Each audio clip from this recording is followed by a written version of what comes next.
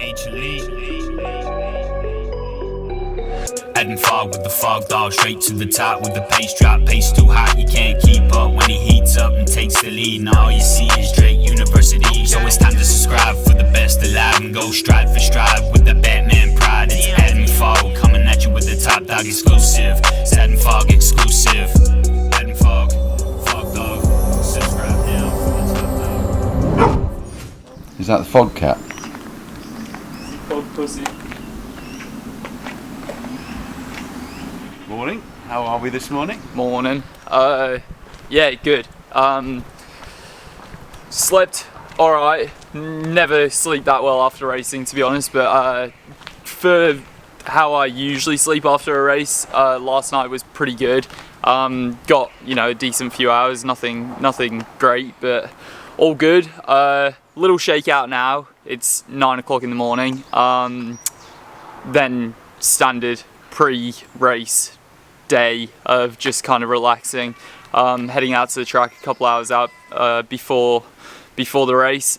Stacked final. All of the guys who were expected to make the final made the final, and then 2 extras got reinstated. So it's going to be a 14-man final. I'm in lane 1, right on the inside. I think that maybe could change, but online it shows up with me at the top, and maybe after it will show up with me at the top. That would be nice, but I think that means I'm in lane 1. So yeah, inside draw, just gonna get out hopefully pretty well and try and put myself in a spot to win. Easy said than done when you're racing guys who've run 330, 331, a couple of 333s in there, so stacked field, but gonna put myself in there, give myself a chance, and kind of not really do anything too differently to what I've been doing throughout the whole season so far. Yeah, just try and be right up there and put myself in it, and see how I get on. So shake out now, and then relaxed day before the UK National 1500 final this afternoon.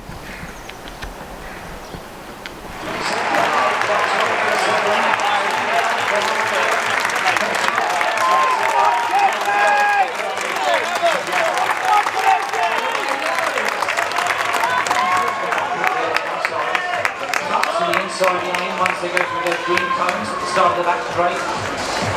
And it's no surprise to see Max Bergin in only his 2nd race of the year after the qualification heats yesterday, taking it at 1:55.77 in Paris in June.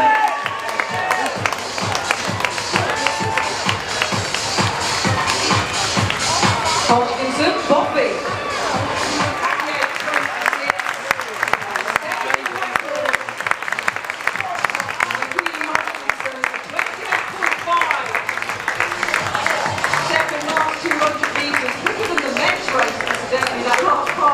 Board member and Olympic medalist Wendy Slide. Bronze medalist in absence for Halifax Harriers Max Bergin.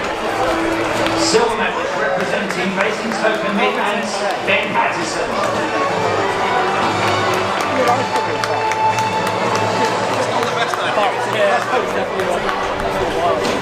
Jack Buckner. Bronze medalist representing the City of York, Lucy Hadaway.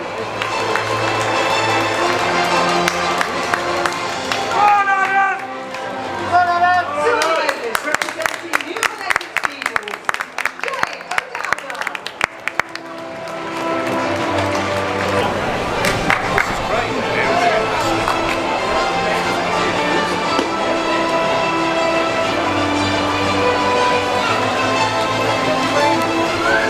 We welcome Steve Pratt, BBC commentator, Olympic medalist, to make the presentation.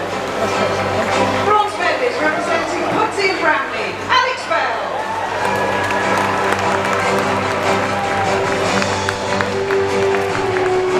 Down to our final event of the day. Thank goodness the weather has held. It's the men's 1500 metres men's final. James Hennigan of Pontypridd, drawn 13 for Brighton Phoenix. He has the world qualifier. George Mills at 12 for Cambridge and Coleridge. Tom Key is number 11 for Great Yarmouth. Tyler Billiard for Cambridge and Coleridge. Callum Nelson Skip number 9, the former English champion for Morpeth Harriers, James Young, his Piers Copeland. Kieran Riley. And let's welcome at 6, he has the world qualifier at a best of 3:31 for Birchfield Harriers, Elliot Giles. For Sunderland, Michael Wilson. At 4, he has the world qualifier, the indoor champion for Gifford North, Neil Gurley. Personal best this week at 3, James Gormley. At 2, he has the qualifier for Invicta East Kent, Macedonia. And on the inside, for Coaching Godiva, Alan Fogg. Advanced after an incident in the first round. On your marks.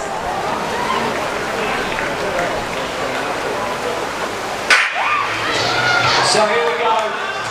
Unlucky with the weather, but somebody's going to be taking home a gold, and 2 others on the podium, our final podium of the day. Neil Gurley's gone out quick, and Elliot Giles, always a position of somebody in the lead, and the same as Elliot Giles. They're all just jousting for position there.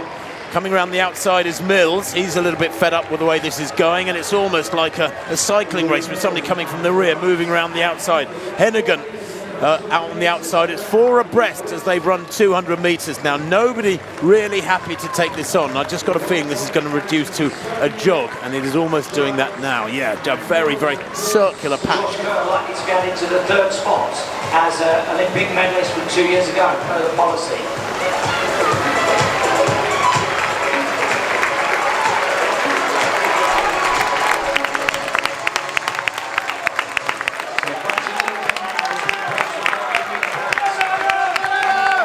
Giles, well placed. Macedonia in the red Invicta East Kent vest, tucked on the inside. He does love a late kick, Macedonia, but it's fine margins in a field like this. We've seen people miss the break over some of these endurance races, and Macedonia slightly off the pace at the moment.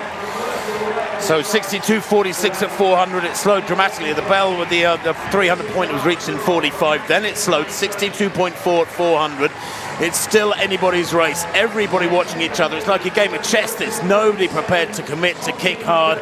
Will somebody lose patience? You can see Elliot Giles there, right in the middle in the black of Birchfield Harriers. A little bit frustrated because he's badly boxed at the moment. And if Copeland, for example, kicked hard here, there'd be a massive panic in that pack, and somebody would probably go down. But he doesn't want to. Hennigan there from Pontypridd with his teammate Copeland on the outside. I wonder if this is a game plan from there.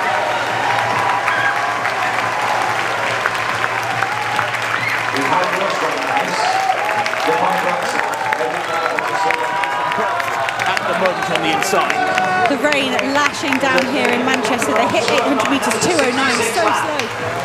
With Hennigan doing the leading, but the whole field behind him bibbles, or little First 2 across the line here with the qualifying time go. 2 men are going to miss out at least today. They have the qualifying mark, but if they don't finish in the top 2, they're not going to Budapest.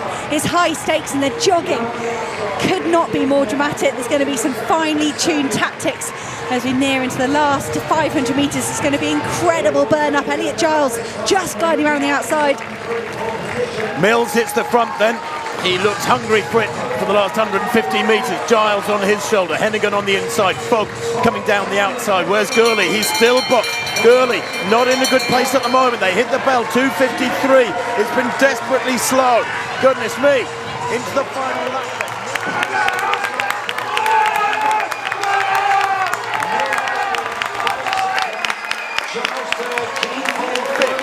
Still running to come from Stonia in 5th place, in 6th place in the red.